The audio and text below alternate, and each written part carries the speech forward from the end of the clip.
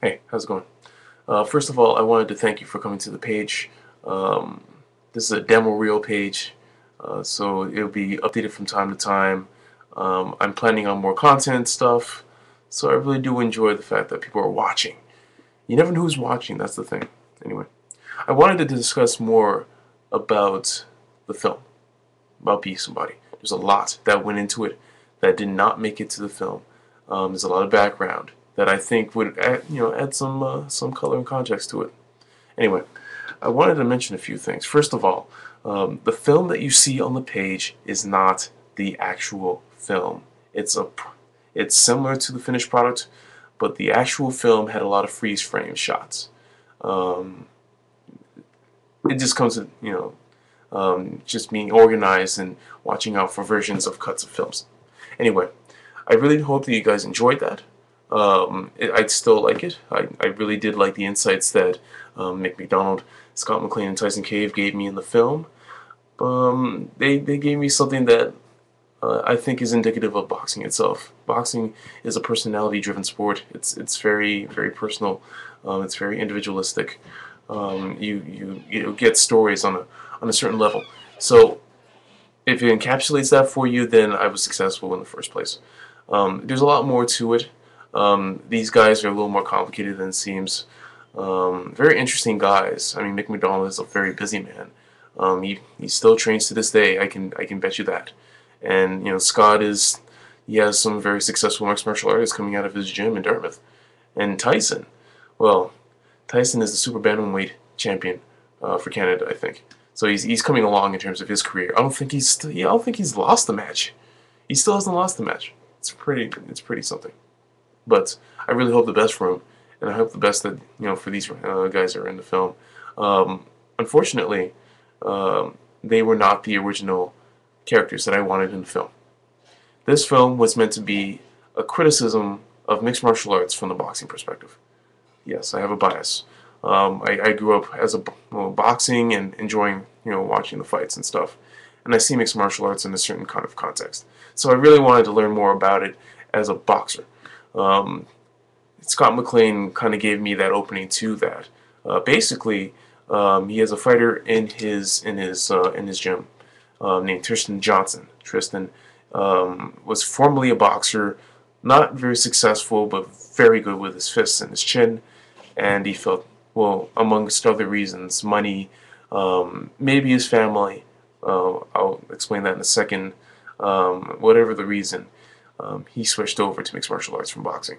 His father, a former boxer himself, also a Canadian champion in his weight class, I forget which one, had a problem with it. So I really wanted to encapsulate the differences between them, father and son, as well as kind of give it a backdrop as a boxing versus mixed martial arts kind of analysis, which is kind of the common thing to do, and it has been the common thing to do in the last several years. Boxing has suffered.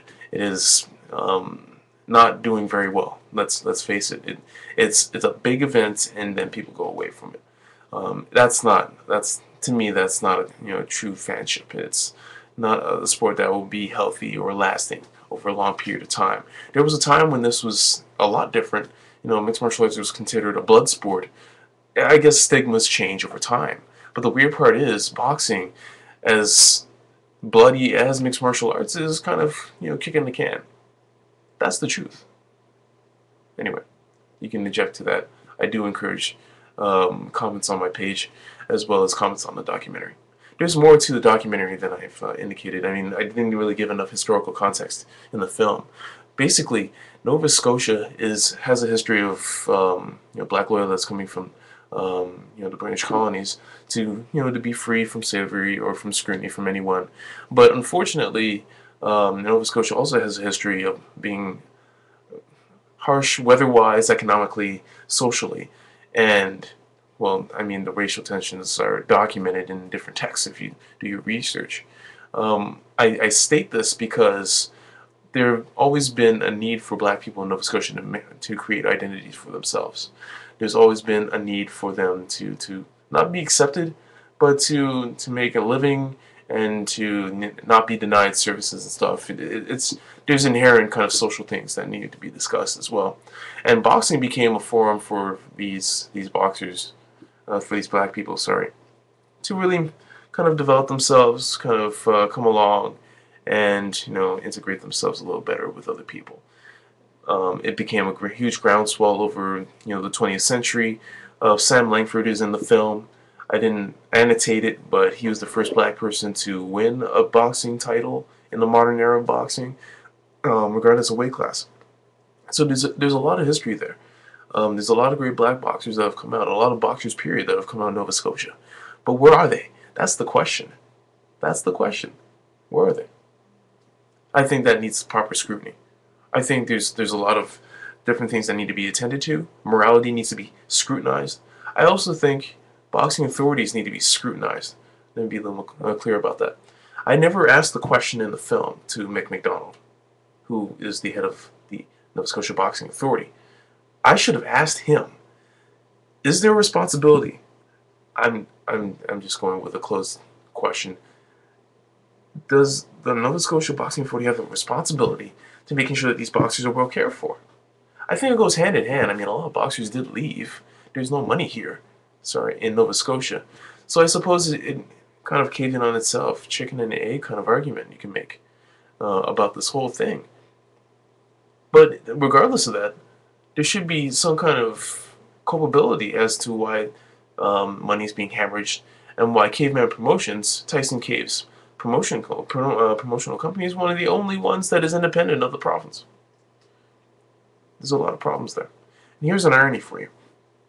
When I was researching into the initial film with Tristan, I went to a mixed martial arts event in November 2008. That event was really good, but it was sponsored by the Nova Scotia Boxing Authority, among others. I don't understand. You gonna support mixed martial arts? I'm not trying to create enemies or kind of. I'm just trying to understand what's going through the minds of people who care about boxing in Nova Scotia. If they cared enough, why isn't it showing? And at the same time, I'm bringing in my own biases. So I hope that people will comment as much as they can about this, and I really hope that we can continue to discuss this issue because it's quite a strong one. There's a lot of people in Nova Scotia who feel this way, but there's not enough of a forum or a voice. So that's probably part what I wanted to do. Lastly, before I let you go, I really wanted to thank the people that helped make Be Somebody. Sylvia Hamilton, I really wanted to lend a huge shout out to this wonderful lady, incredibly thoughtful in her guidance. Everything from the treatment to the conception to handling the Johnson family when they didn't want to be a part of the film. Everything seemed to fall into place. Things went very fast. I literally filmed Be Somebody in 5 days. Think about that. That's incredible. So I hope that Sophie Hamilton is doing well, and Google her name. Her resume is pretty good. I also wanted to thank Tim Tracy, a very good filmmaker. He's continuing to do some work. I suggest you Google his name, Tim Tracy Halifax. He's got some stuff going on, and I really endorse all the things that he does. And Kim Hart-Macneill, the other camera person, she lent a lot of advice. I don't think she remembers a lot of it, but I really thank her for taking part and helping me kind of put this together. Things fell into place. Unfortunately, the things could have been better. I admit to that, but that's the documentary process. That's the ups and downs of it. I hope that you guys keep watching Purple Sky Productions. Never mind. Keep watching my stuff, and I hope that you take part in the discussion about sports. Support grassroots sport in Canada, and eat healthy, all that other stuff. And I hope you guys take care and have a good evening.